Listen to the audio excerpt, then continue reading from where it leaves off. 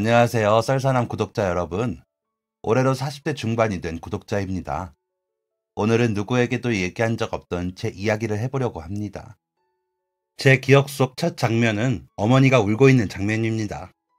그 뒤로 누워있는 아버지, 어두운 표정의 형, 그 다음 장면은 어머니의 손을 잡고 어딘가로 떠나는 장면이었습니다. 어머니가 들고 있던 가방 안에는 제 옷가지가 담겨 있었죠. 그 다음 장면은 자고 일어나 눈을 떴는데 주변이 온통 생소한 것으로 가득 차 있었던 장면입니다. 처음 보는 전등, 처음 보는 벽지, 처음 보는 커튼. 방문을 열고 밖으로 나섰지만 그것도 생소한 것 천지였어요. 집을 휘저으며 엄마를 찾았지만 어머니는 나타나지 않았습니다. 생소한 얼굴을 한 아주머니 한 분이 제 이름을 부르며 다가오셨죠. 어머, 깼니 현도야? 저는 그 말을 듣자마자 엉엉 울고 말았습니다. 본능적으로 알았던 것 같아요. 더 이상 어머니를 볼 수 없다는 것. 제가 이 집에 버려졌다는 사실을요. 새로 살게 된 집은 매일같이 울던 어머니가 있던 집과는 달랐습니다. 노란 전등 대신 밝은 전등이 반짝거렸고 집에는 곰팡이 자국 하나 없었죠. 반찬은 반찬 통째로 나오는 게 아니라 반찬 그릇에 조금씩 덜어져서 나왔습니다. 저만 쓰는 제 방이 있었고 방에는 푹신한 침대까지 있었죠. 하지만 이 놀라움도 얼마 지나지 않았습니다. 이런 삶은 저에게 금방 녹아들어 익숙하고 당연한 것으로 여겨졌거든요. 5살 난 어린 나이였던 저는 저를 낳아주신 부모님을 그렇게 잊어갔습니다. 새어머니와 새아버지가 제 친부모님이라고 믿으면서 자랐죠. 제 새어머니는 다정하고 우아한 분이었습니다. 제가 실수를 해도 소리 지르는 법 하나 없이 늘 다정으로 현도야 하고 불러주셨어요. 새아버지도 마찬가지였습니다. 매주 주말이 되면 저와 공놀이를 해주고 이런저런 신기한 이야기를 들려주기도 하셨어요. 저는 사랑받는 아이였습니다. 다른 친구들과 비교할 수 없을 정도로 부유한 가정 환경 덕에 하고 싶은 건 다 할 수 있었고 배우고 싶은 건 모두 배울 수 있었습니다. 이뿐만이 아니에요. 가지고 싶은 것도 다 가질 수 있었습니다. 제가 친부모님과 가족들을 잊어버린 데는 이런 이유가 있었을 것입니다. 그런데 이런 행복도 그리 오래가지는 못했습니다. 양부모님이 한 번의 사고로 모두 돌아가셨거든요. 11살이 되었던 저는 그때까지만 해도 양부모님을 친부모로 알고 있었는데 제가 처한 상황은 제 상황과 달랐습니다. 양부모님의 장례식에서 자리를 지키고 있는데 무서운 표정을 한 어른들이 저에게로 성큼성큼 걸어왔습니다. 그러고는 제 팔을 낚아채 밖으로 끌고 나가려 했죠. 저를 사이에 둔 어른들의 싸움이 시작됐습니다. 아무리 그래도 애한테 이러면 안 되지. 됐어. 다 얘 때문이야. 얘가 들어오고 나서부터 집안에 되는 일이 하나도 없어. 얘는 아무것도 모르는 애야. 무슨 설명이라도 해줘야지. 갑자기 이러면 어떡해? 설명은 무슨 설명. 그냥 쫓아내면 그만이지. 제가 이해할 수 없는 이야기와 고성이 오고 갔습니다. 이 사건이 있고 난 뒤 저는 그제야 저의 입양 사실을 알게 되었습니다. 오랜 시간 동안 아이를 갖기 위해 노력하셨던 양부모님은 아무리 노력해도 아이가 들어서지 않자 입양을 선택하셨다고 합니다. 시설에 맡겨진 지 하루 만에 두 분의 선택을 받았고 그렇게 입양을 가게 된 거였죠. 그런데 입양하는 과정에서 가족들과 트러블이 많았다고 해요. 그때는 온전히 이해하지 못했던 당시의 이야기를 설명하자면 이렇습니다. 양부모님은 제 생각 이상으로 부유한 분들이었어요. 부모님에게 받은 재산 없이 오로지 두 분의 노력으로 큰 재산을 일군 분들이었죠. 부동산부터 시작해서 기타 등등. 제대로 취업하기조차 어려울 수준의 재산을 가지고 있었습니다. 그런데 양부모님의 형제들과 친척들은 두 분처럼 좋은 사람들이 아니었습니다. 아주 나중이 되어서 이 이야기를 전해준 분은 양부모님들의 오랜 친구였어요. 그때 저를 지켜주지 못한 게 평생 마음의 짐이었던 그분은 왜 제가 쫓겨나듯 그 집에서 나와 저를 종부리듯 부리던 집으로 가야만 했는지를 알려주었습니다. 그 사람들은 네 양부모가 아이를 입양하겠다고 하니까 자기 자식을 밀어넣었어. 자기 자식들을요? 아들이고 딸이고 가리지 않았지. 나이가 꽉 차서 성인이 된 애들까지도 밀어넣었으니까. 네 양부모님이 얼마나 치가 떨렸겠니? 아니, 왜 자기 형제한테 자기 자식을 입양 보내려고 하죠? 그 사람들이 죽으면 본인 피부치가 그 많은 유산을 가지고 오게 되니까. 참 지저분한 생각이죠. 그렇게 빤히 보이는 수작질을 하다니 제 양부모님이 얼마나 치를 떨었을지 훤히 보였습니다.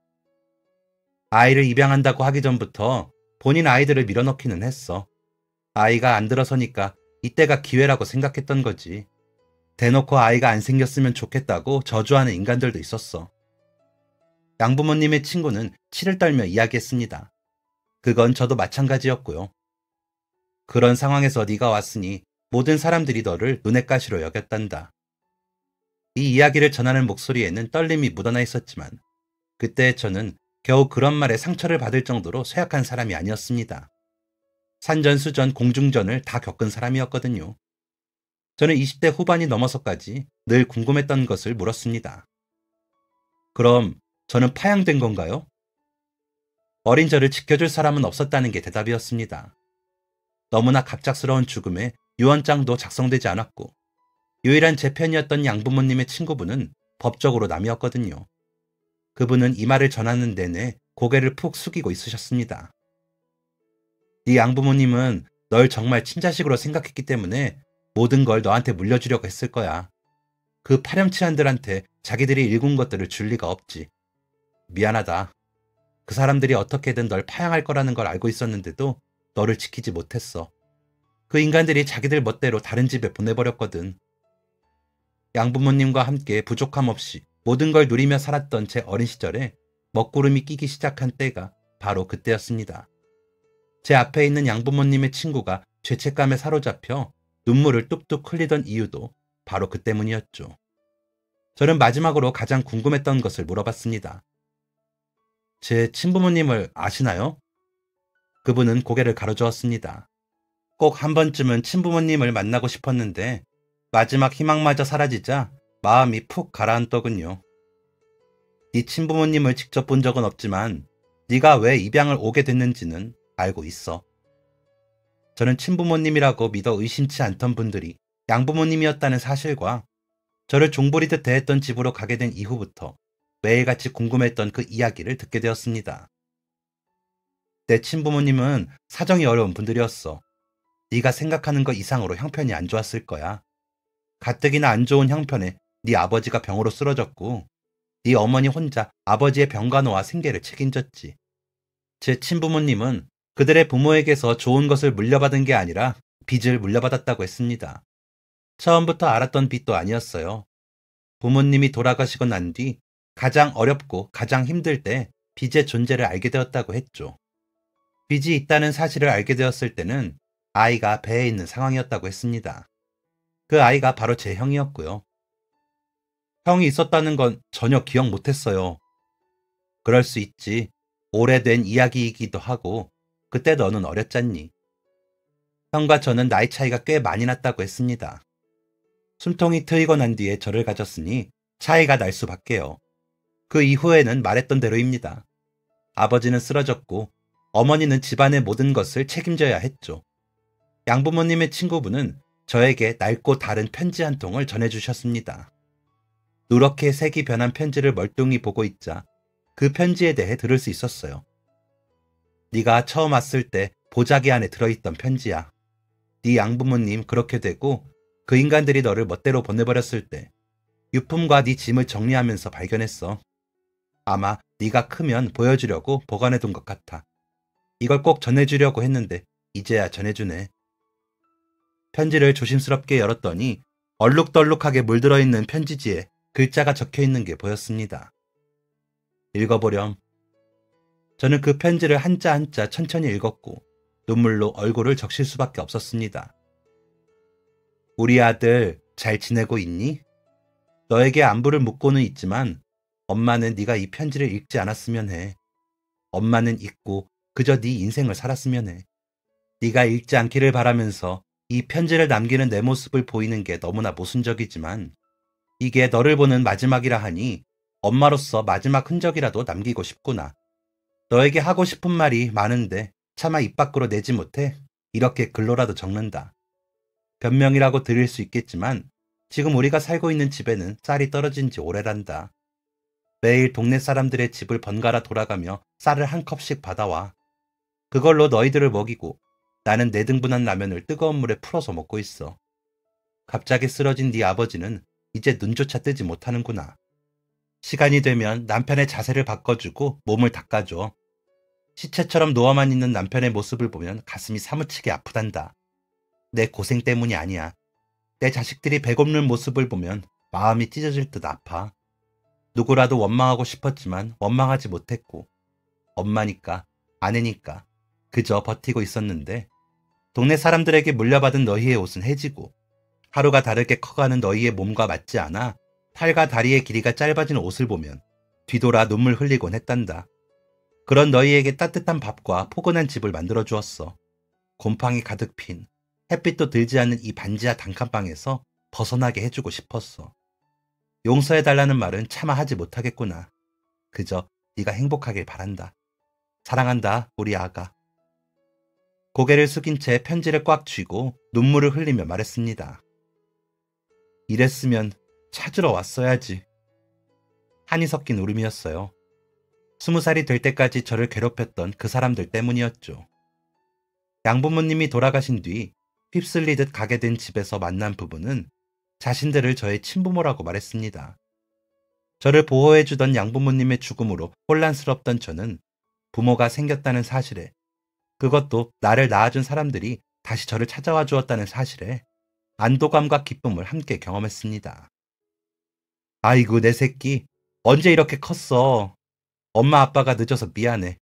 이제 우리 평생 행복하게 살자. 알겠지? 그들이 낯을 바꾸는 데는 일주일도 채 걸리지 않았습니다. 야, 너 내가 오늘 빨래 다 해놓으라 했지? 물이 얼어서 물이 안 나와요. 그럼 수도를 녹여서 하면 될 거 아니야? 내가 알려줬지. 물 끓여서 부으면 된다고. 가스가 없는걸요. 진짜. 이건 말대꾸만 늘어가지고. 야, 너 따라와. 저는 추운 겨울 손에 감각이 없어질 때까지 내 가족의 빨래를 해야 했고 청소를 해야 했습니다. 너 여기에 간장 넣었니? 요리도 시켰죠. 네, 저번에 간장 넣으라고 하셔서. 내가 언제 그랬어? 이랬다 저랬다 하루에 수십 번 말을 바꿨고 자신들의 마음에 들지 않으면 매질을 하기도 했습니다. 기분이 좋을 때는 겸상도 허락하기도 했어요. 물론 제가 먹을 수 있는 반찬은 딱 2가지였지만요. 그것만으로도 감사해서 조심히 밥을 먹다 수저를 한 번이라도 놓치면 숟가락으로 제 이마를 때리곤 했습니다. 이게 어디서 감히 밥맛 떨어지게? 저를 괴롭히는 건 부모뿐만이 아니었습니다. 제 위아래로 한 명씩 있는 형제들도 저를 종처럼 부렸어요. 어디서 보고 온 건지 학교를 갈 때면 제게 신발을 신기라고 명령했고 저를 엎드리게 한 뒤 말처럼 타고 다니기도 했습니다. 너무 힘들었어요. 도망치고 싶었습니다. 중학교부터 고등학교를 나올 때까지 한겨울에도 교복 마이 하나만 입고 버텼지만 그래도 버텼습니다. 왜냐하면 그 사람들은 제 친부모였고 제 친형제였으니까요. 제가 말을 잘 들으면 하라는 대로 잘하고 조용히만 있으면 언젠간 가족 안에 속할 수 있을 거라고 생각했습니다. 오랫동안 떨어져 있었기 때문에 저에게 그렇게 행동하는 거라 생각했었거든요. 조금만 더 노력하면 그동안 떨어져 있던 시간도 잊어줄 거야 라고 말이죠. 그런데 더 이상 참지 못하고 딱 한 번 그동안의 감정이 터져버린 적이 있습니다. 그 누구도 챙겨주지 않았던 제 생일을 고등학교 친구들이 챙겨주기 시작했어요. 하지만 저는 해줄 수 있는 게 없었습니다. 돈이 없어서요. 그래서 저는 친구들에게도 선물을 받지 않으려고 했습니다. 그저 축하한다는 말 한마디로도 감동받을 정도였으니까요. 선물 같은 건 불필요했습니다.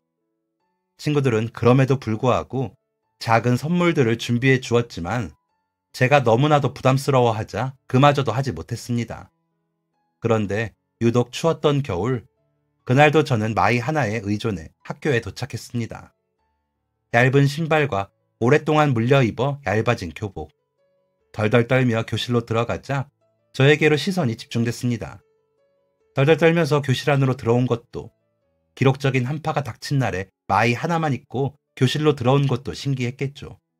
모두가 저를 보고 웅성거렸습니다. 그런 시선은 그 집으로 온 날부터 계속 경험했던 것이기 때문에 익숙했습니다.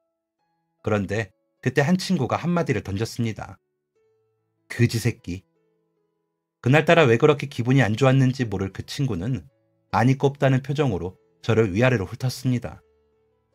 아, 진짜 저런 놈이랑 같이 있으려니까 기분 확 더럽네. 교실의 공기는 한 번에 가라앉았습니다. 야, 꼴 사나우니까 뭐라도 걸치고 다녀. 불쌍한 거 티내냐? 동정받고 싶어? 아무 말도 못했습니다. 어떻게 대꾸해야 할지도 모르겠더라고요. 저는 거지가 맞았으니까요. 친부모라고 철석같이 믿고 있는 사람들이 가족들이 있는데도 용돈 한 번 못 받아본 거지였으니까요. 아무리 일을 해도 알아주는 사람 없고 허구 한 날 동네북 취급당하는 그런 놈이었으니까요. 제가 할 수 있는 건 자리에 가서 앉는 것뿐이었습니다. 그렇게 발걸음을 떼는데 큰 소리가 들렸습니다. 야, 네 말 다 했냐? 이 새끼가 보자 보자 하니까 왜 내 친구한테 화풀이야? 제 친구들이었어요. 친구들은 메고 있던 가방까지 집어던지며 저를 조롱한 친구에게 달려갔습니다. 치고받고 싸웠어요. 저는 친구들을 말리는 입장이었죠. 모두가 교무실로 불려갔고 조롱한 친구도 잘못이 있고 먼저 때린 친구들도 잘못이 있어서 그 일은 그렇게 일단락되었습니다. 저를 위해 싸워주는 친구들이 있다는 사실은 제 마음을 참 따뜻하게 만들어 주었습니다. 그때 제가 모든 걸 포기하지 않고 여기까지 올 수 있었던 이유는 그 친구들이 이미 확실합니다. 얼마 뒤 친구들이 저에게 큰 상자를 건넸습니다. 의아한 마음으로 상자를 열었는데 그 안에는 겨울용 코트가 들어있었습니다. 목도리와 장갑도 함께요. 이게 뭐야? 친구들은 머리를 긁적이며 민망하다는 듯 말했습니다. 저번에 그 자식이 말하는 거 듣고 화가 나서 참을 수가 있어야지. 너가 이런 거 부담스러워하는 건 아는데 이거는 꼭 받아주라. 이거 환불도 안 되고 우리가 조금씩 모아서 산 거라 누가 얼마 냈는지 기억도 못해. 고맙다는 말조차 나오지 않더라고요. 입을 달싹거리고 있는데 야, 고맙다는 말 하지 마. 정 고맙다고 하고 싶으면 나중에 더 좋은 걸로 갚아라.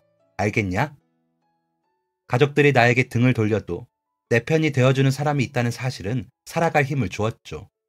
그런데 친구들의 그 마음을 저는 지키지 못했습니다. 집에 들어가기 전 저는 친구들이 사준 코트와 방한용품을 망한 상가 안에 두고 집으로 들어갔어요. 그걸 보면 난리가 날 게 뻔했기 때문이었죠. 그런데 그 장면을 큰 형이 보고 말았습니다. 형은 선물이 담긴 상자와 함께 제 멱살을 잡고 집으로 향했습니다. 그리고 한마디를 외쳤어요. 이 자식 도둑질한 것 좀 봐. 저는 그 자리에서 모든 걸 빼앗겼습니다. 세상의 모든 욕은 다 들었던 걸로 기억해요. 부모님 사이에 둘러싸여 비난을 듣고 있는데 그 뒤로 빼앗은 제 옷을 입으며 기뻐하는 형의 모습이 보였습니다. 창문에 비친 자신의 모습을 보며 흡족하다는 듯 웃고 있었죠. 저를 도둑으로 몬 건 제 옷을 가져가기 위한 연막이었을 뿐이었습니다. 제가 온갖 비난을 듣는 동안 형은 자신의 방으로 들어가려고 했어요. 강탈한 제 옷을 가지고 말이죠. 저는 소리를 지르며 형에게 뛰어갔습니다. 그리고 제 옷을 낚아챘어요. 처음으로 반항하는 모습에 모두가 주춤하는 모습을 보였지만 아주 잠깐이었습니다. 저는 흠씬 매질을 당했어요. 그리고 그때 충격적인 사실을 알게 되었습니다. 이딴 걸 자식이라고 데려와서는 너가 오고 나서부터 되는 일이 없어. 에라이 저주받은 놈. 네 양부모가 죽은 건 다 너 때문이야. 제 부모라는 사람들은 저에게 폭언을 쏟아내는 것도 지쳤는지 어느새 자기들끼리 싸우기 시작했어요. 당신은 애교육을 어떻게 시킨 거야? 내가 왜 애교육을 시켜? 데려오자고 한 건 당신이잖아. 눈앞이 하얘졌고 귀에서는 삐 소리가 들렸습니다. 심장이 벌렁거렸고 지금 이 순간이 너무나 두려웠어요. 당신은 데려와도 왜 이딴 걸 데려와가지고. 이유 없는 순수한 아기에 속이 울렁거렸어요. 그때 데려올 만한 애가 얘밖에 없었는데 그럼 어쩌자고. 빨리 데려오라고 한 건 당신이잖아. 그제야 저를 앞에 두고 하는 말이 무엇인지 알아차렸습니다. 누가 들어도 제가 자식이기 때문에 데려온 사람들의 대화는 아니었어요. 그제야 알았습니다. 친부모인 척 다시 만난 게 기뻐서 눈물을 흘리던 사람들이 제 친부모가 아니라는 사실을요. 그 길로 집을 뛰쳐나왔습니다. 집을 나와보니 그동안 그들이 저를 대했던 행동들이 객관적으로 보였어요. 밖에서 가지고 들어온 스트레스를 푸는 곳, 그게 바로 저였습니다.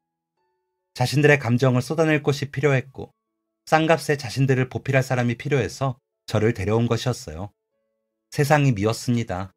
세상에 버려진 것만 같았고 어떻게 살아야 할지 미래조차 보이지 않았습니다. 그렇게 집을 나와서는 정처 없이 떠돌다 노숙을 하기도 했습니다. 처음에는 체면 치레를 하겠다고 아무것도 먹지 않은 채 며칠을 보냈습니다만 배고픔 앞에서는 장사 없더군요. 영업시간이 끝나 마감하고 있는 가게에 가서 음식을 동량하기도 했고 사람들이 지나가는 곳에 무릎을 꿇고 앉아 고개를 숙인 채 하루 종일 손을 내밀고 있기도 했습니다. 이마저도 안 되면 쓰레기통을 뒤지기도 했습니다. 이런 생활이 2년 정도 되고 나니 제가 누구고 어디에서 왔고 왜 여기에 있는지도 모르겠더라고요. 구걸하고 동량하고 무릎으로 기는 생활은 제 본래 모습조차 잊어버리게 만들었습니다. 의식하지 않은 생각이었지만 저는 스스로도 모르게 그냥 이렇게 평생 살게 되겠지 라고 여겼던 것 같아요.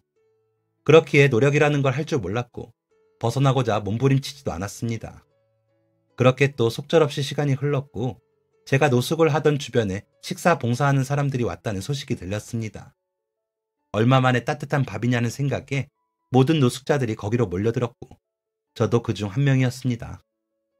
해가 맑게 쬐는 날 밝은 미소로 찾아온 봉사자들은 제가 본 그 누구보다 아름다워 보였어요. 모두가 기피하는 저를 보며 웃어주었고 식사 맛있게 하시라며 인사를 건네기도 했죠. 얼마 만에 사람에게 받아본 따스함이었는지 저는 눈물을 흘리는 얼굴을 처박은 채 우걱우걱 밥을 먹었습니다.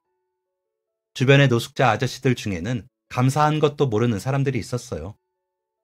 저러다가 또 안 와. 저거 다 보여주기 식으로 오는 거라고.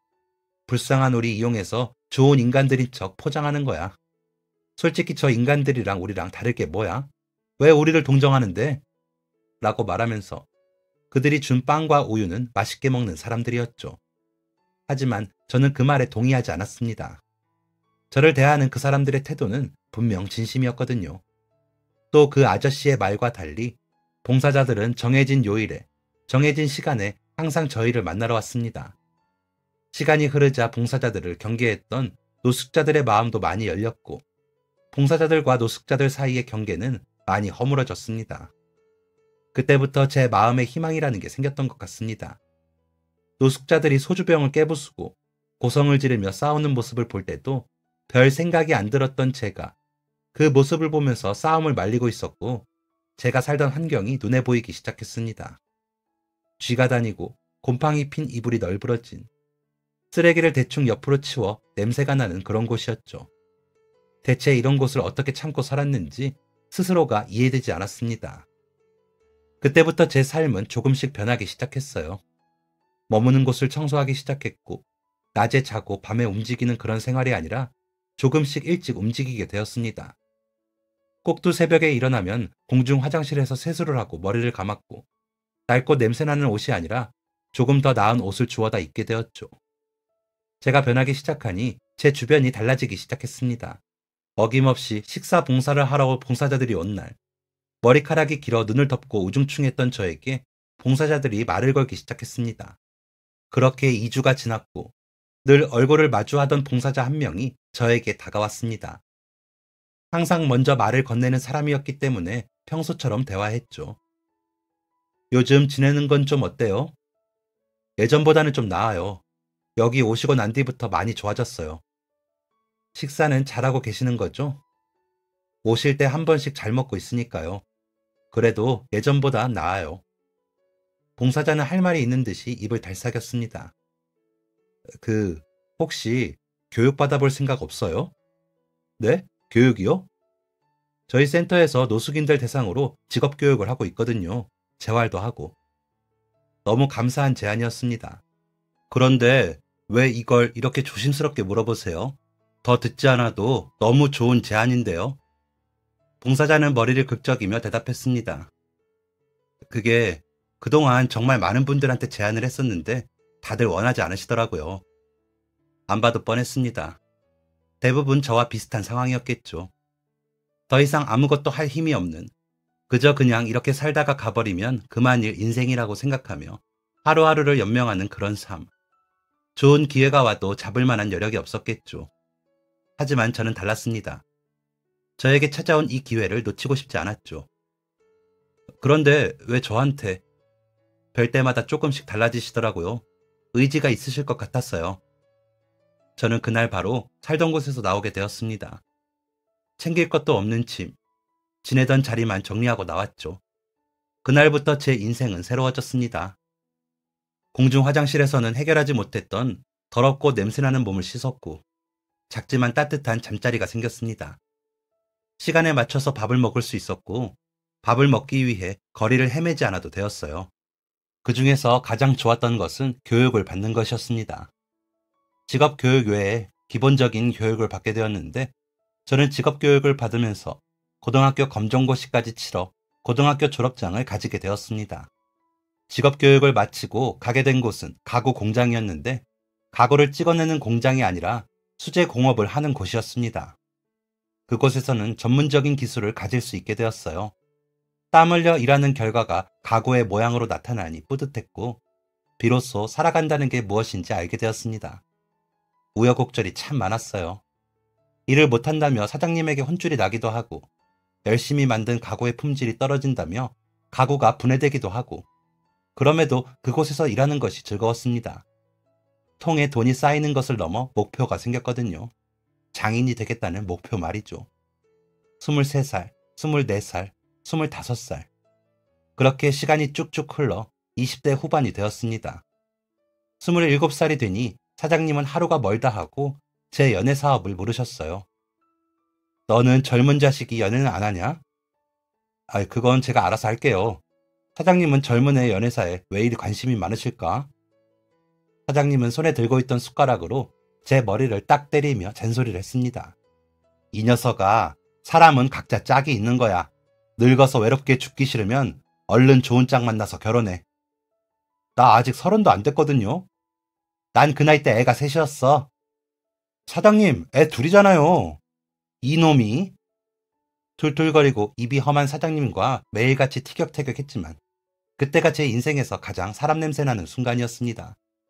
사장님과 가족같이 지낸 건 사실이지만 감히 가족이라는 것을 입에 담지는 못했어요.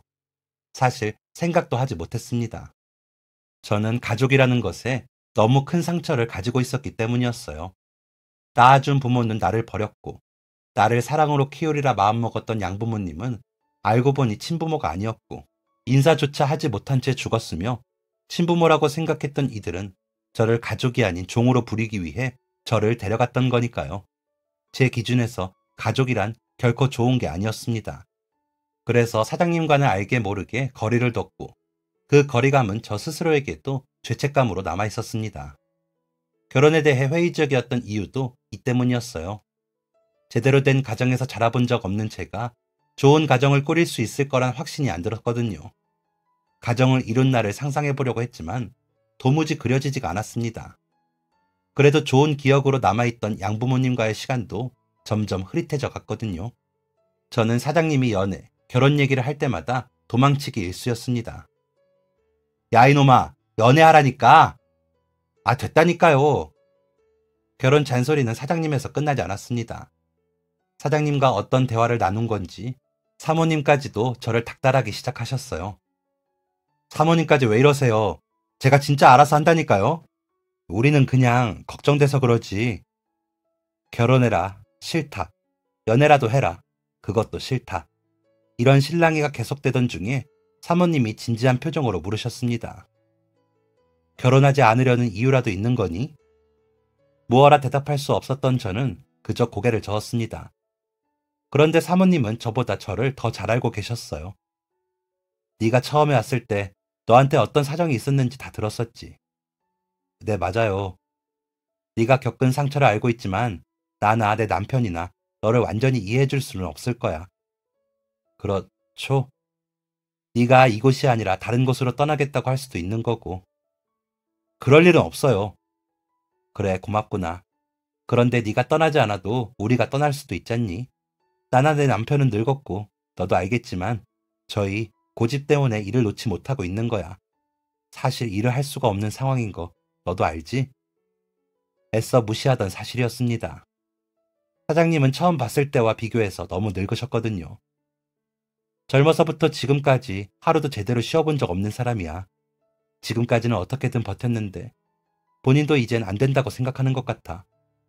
사모님에게서 나올 말이 어떤 것인지 알 것 같았지만 애써 부정했습니다. 그게 아닐 거라고요. 그래서 대꾸를 하지 못했습니다. 우리가 언제까지 너 옆에 있을 수 있겠니? 또 한 번 버림받은 기분이었습니다. 겨우 의지할 것을 찾았는데 그분들마저 저를 떠난다고 생각해서요. 다 큰 성인이 울먹거리며 말했습니다. 그러면 처음부터 잘해주지 말지 그랬어요. 사모님은 저를 토닥이며 잔잔하게 위로해 주셨습니다. 버리는 거 아니야. 단지 조금 거리를 두는 것뿐이야. 매일같이 보던 걸 조금 줄여서 보는 거고 매일같이 먹던 밥을 이젠 너 혼자 먹어야 한다는 거야. 왜 사장님과 사모님이 왜 저에게 결혼 이야기를 꺼냈는지 확실히 이해되었습니다. 사람은 사람으로 사는 거야. 너 혼자서는 아무것도 할 수 없어. 알잖니? 애써 무시했던 사실을 직면한 날이었습니다. 그 다음날 분위기가 무거워지면 어떡하냐는 걱정이 무색하게도 사장님은 평소와 다름없이 툴툴거리며 잔소리를 했습니다. 아이고 저놈이 아까운 나무 다 깎아먹네.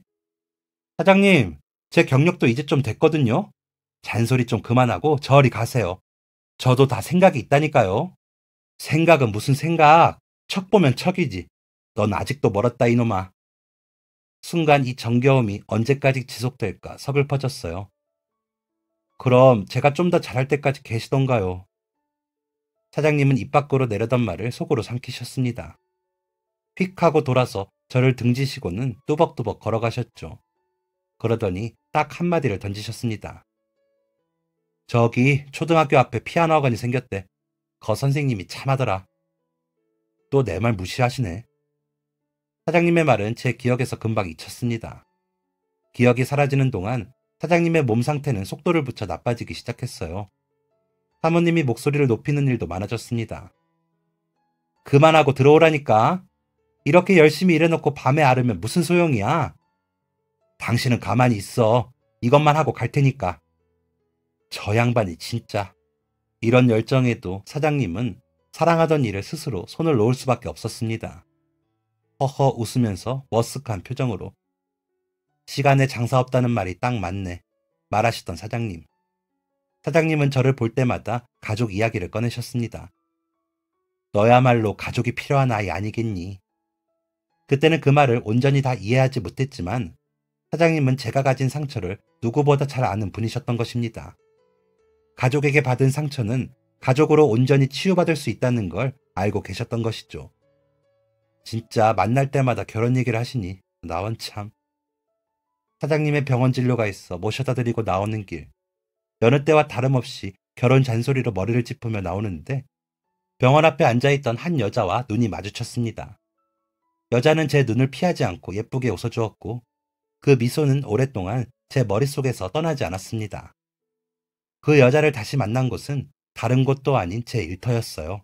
저는 여자를 보자마자 알아봤지만 그 사람은 저를 기억하지 못하는 듯 했습니다. 피아노 의자가 필요한데 혹시 있나요? 피아노 의자요? 아, 제가 저기 초등학교 앞 피아노 학원 선생님이거든요. 피아노 의자는 없는데. 정말요? 아쉽네요. 여기 가구가 정말 튼튼하다고 해서 온 거거든요. 아이들이 의자를 하도 험하게 써서 살 때 튼튼한 걸로 사려고 했는데 생각할 겨를도 없이 말부터 튀어나갔습니다. 만들 수 있어요. 뱉어놓고 헉 했어요. 밀린 주문이 가득한데도 이를 받다니 미친 짓이었죠. 하지만 괜히 가슴이 뛰었고 저는 그 여자를 다시 만날 수 있다는 설렘으로 의자를 제작했습니다. 가구를 만들 때 만들고 나서 의자를 옮겨주면서 여러 번 마주치다 보니 저는 인정할 수밖에 없었습니다. 사장님이 지나가듯 말했던 피아노 학원의 참한 선생님에게 반했다는 걸요. 그리고 그 사람이 바로 제 아내입니다. 아내에게는 감사한 게 참 많아요. 제 과거를 알고 진심으로 울어준 사람이고 노숙자로 피폐하게 살았던 과거를 혐오하는 게 아니라 그때를 극복하고 새로운 인생을 살고 있는 저를 대단하다 말해준 사람이었죠. 누구보다 지혜롭고 따뜻한 사람이었습니다. 사장님이 말씀하셨던 것, 사람은 사람으로 산다는 것, 나야말로 가족이 필요한 사람이라는 것, 아내와 가정을 꾸려나가면서 더더욱 실감하는 사실입니다. 굳은 살 베긴 손을 쓰다듬어 주던 아내가 아주 뜬금없이 한 번도 했던 적 없는 주제의 이야기를 꺼냈습니다. 당신 혹시 부모님 만나고 싶지 않아? 양부모님의 친구에게서 친어머니의 편지를 받고 난 뒤에 꽤 오랜 시간이 지난 후였기 때문에 저는 친어머니에 대한 애틋함을 잊은 지 오래였습니다. 한 번쯤 만나고는 싶은데 나는 이제 내 가정이 있으니까. 아내와의 대화는 그렇게 마무리되었습니다. 그리고 그때의 이야기를 오랫동안 잊고 지냈어요. 아들이 태어났고 저는 직원을 여럿 거느린 회사의 사장이 되었습니다. 사장님 부부는 젊었을 적 해본 적 없던 여행을 다니고 계셨죠. 평화로운 일상이었습니다. 하루 종일 노느라 지친 아이를 재우고 아내와 맥주 한 잔을 하고 있던 때였습니다. 아내는 평소와 다른 분위기를 풍기고 있었어요. 당신, 나한테 할 말이라도 있어? 아내는 머뭇거리며 종이 한 장을 내밀었습니다. 이게 뭐야? 종이에는 오래되어 보이는 사진과 함께 어떠한 내용이 담겨 있었습니다. 사진 속에 부부로 보이는 사람은 한 아이를 안고 있었습니다. 이게 뭐야? 의아한 마음에 아내에게 물으니 아내는 아래쪽 글을 읽어보라고 했습니다. 자세히 보니 서류더라고요. 서류에는 사진 속 인물들의 신상과 제 신상이 함께 적혀 있었습니다. 이게 대체 뭔데? 자세히 설명을 해봐. 아내는 조심스럽게 대답했습니다. 당신한테 말 안 한 게 있는데 우리 결혼하고 나서 당신 친부모님을 찾고 있었어. 뭐라고? 당신한테 물어봤는데 좋지도 싫은 것 같지도 않아서 그냥 아무 말하지 않고 찾았는데 일주일 전에 연락이 왔어. 당신 가족들 찾은 것 같다고. 입이 말라 아무것도 말할 수 없었습니다. 가족이라니, 친부모라니. 당신 서랍에 있던 편지를 봤어. 친어머니가 주신 편지더라. 친부모에 대한 미련이 사라지는 듯 했지만 저는 그 편지를 여전히 버리지 못하고 있었습니다. 내가 어머니가 되고 나니까 그 편지를 쓰던 어머니의 심정이 너무나도 이해가 돼. 당신이 만나고 싶지 않다면 만나게 하지 않을 거야. 이분들은 당신 부모님이 맞고 뒤에 있는 사람은 당신 형이래. 사진이 아버지가 돌아가시기 전에 찍은 거라 좀 오래되기는 했지. 돌아가셨대? 꽤 오래 고생하셨다나 봐. 큰아들이 성인이 되고 나서도 투병하셨다니까. 형은 고등학교도 그만두고 일을 했대. 저는 가족을 만나기로 했습니다. 떨리는 가슴으로 숨을 들이마시고 있는데 멀리서 누군가가 걸어오는 게 보였습니다. 혹시? 저는 아내의 손에 이끌려 그 사람들의 앞으로 나섰어요. 제 앞에 선 두 사람과 마주하는 순간 제 앞에 선 늙은 여인은 입을 틀어막고 눈물을 흘렸습니다. 현도야, 현도 맞니? 현도야! 제 어머니였습니다. 제 뺨을 만지는 손은 딱딱한 나무 막대기처럼 두껍고 거칠었고 눈가에는 주름이 짙게 있었어요. 어머니와 부둥켜 안고 있는데 형이 보였습니다. 형은 그 자리에 서서 눈을 가린 채 울고 있었어요. 형은 저를 끌어안은 채 한참 동안 울었습니다. 미안하다, 미안해. 내가 대신 갔어야 했는데 너희를 보내면 안 되는 거였는데 아무것도 모를 때 보내야 다 잊고 새롭게 살 수 있다고 해서 그래서 너희가 그렇게 가버렸어. 형이 미안하다. 형도 죄책감 속에서 수십 년을 살아왔던 거였습니다. 형의 손도 아주 많이 거칠어져 있었어요. 어머니는 눈물을 너무 많이 흘려 쓰러지는 게 아닐까 걱정이 될 정도로 우셨습니다. 내가 평생 너를 찾아다녔는데 찾을 수가 없었어. 대체 어디로 간 건지 살아는 있는 건지 알 수가 없어서 어디서 죽은 건 아닐까 걱정했단다. 이렇게 만나게 되니 얼마나 기쁜 일이니. 이제 아이들 셋이 모였으니 나는 죽어도 여한이 없다. 눈물의 상봉이 조금씩 차분해지고 나니 한 가지 의문점이 생겼습니다. 형이 말하는 너희들, 너희, 어머니의 아이들 셋. 제 형제는 형과 저일 텐데 왜 한 명이 더 있는 것처럼 말하는지 이상했어요. 셋이라뇨? 형이랑 저, 형제는 이렇게 둘 아닌가요? 어머니와 형은 눈을 크게 뜨며 놀랐습니다. 어머, 너 설마... 바로 그때 어머니 뒤로 한 남자가 나타났습니다. 엄마? 저는 제 앞에 나타난 사람과 마주한 순간 너무 놀라 뒷걸음질 치고 말았어요. 저와 똑 닮은 한 남자가 제 앞에 나타났기 때문입니다. 이게 무슨... 저와 똑 닮은 얼굴을 한 남자는 저를 형이라고 부르며 뛰어왔죠. 대체 이게 무슨 일인가 싶어 멍하게 있는데 어머니가 물으셨습니다. 너 기억 안 나니? 대체 무슨 일이에요 이게? 너 쌍둥이잖니? 저에게는 기억에서 잊힌 쌍둥이 동생이 있던 것입니다. 둘이 얼마나 애틋했는데 이것도 엄마 잘못이야. 그 애들을 떼어놓았으니. 동생은 어머니를 위로했습니다. 나도 엄마를 찾은 지 얼마 안 됐어. 한 3년 된 것 같은데 계속 이 말씀이셔. 둘을 떼어놔서는 안 됐다고. 어머니는 저희를 입양 보낸 뒤 매일 죄책감에 시달리셨고 형은 자신이 아닌 동생들이 생이별을 한 것에 죄책감을 가졌다고 했습니다. 동생은 쌍둥이 형이 있다는 사실을 기억하고 있었기 때문에 늘 자신과 똑같이 생긴 사람을 찾아다녔다고 합니다. 형, 보고 싶었어.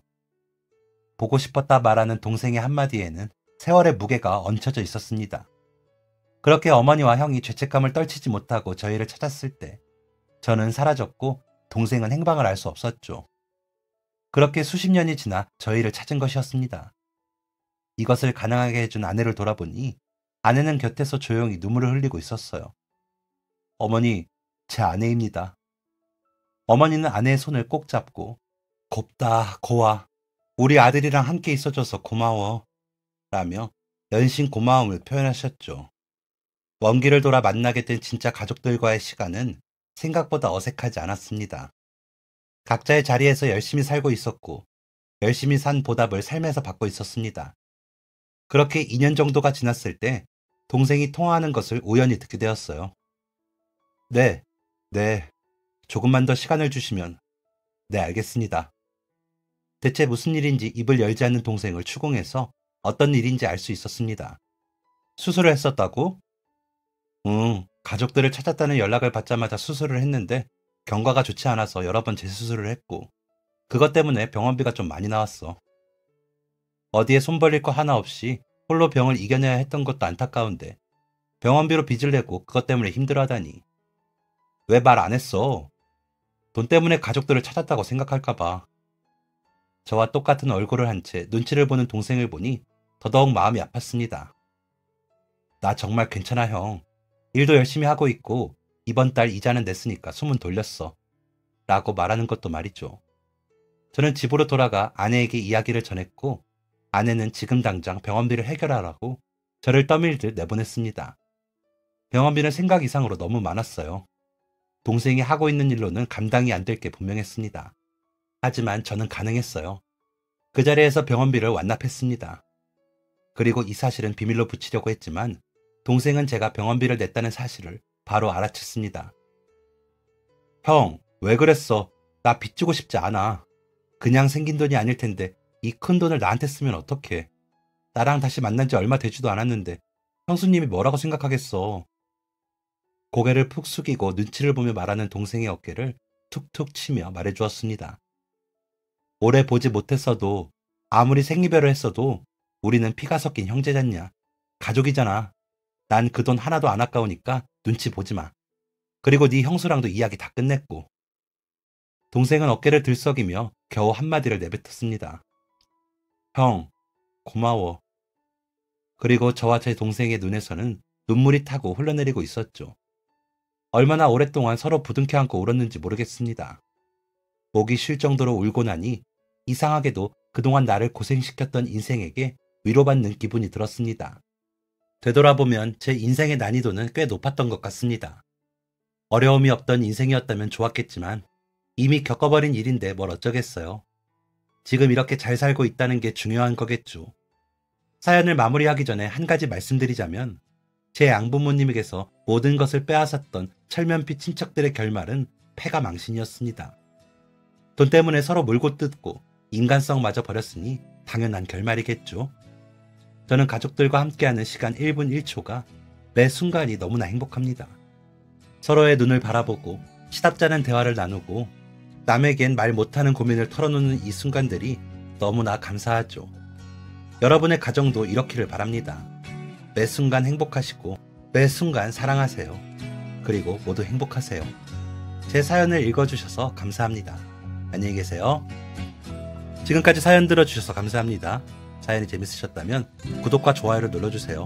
감사합니다. 안녕히 계세요.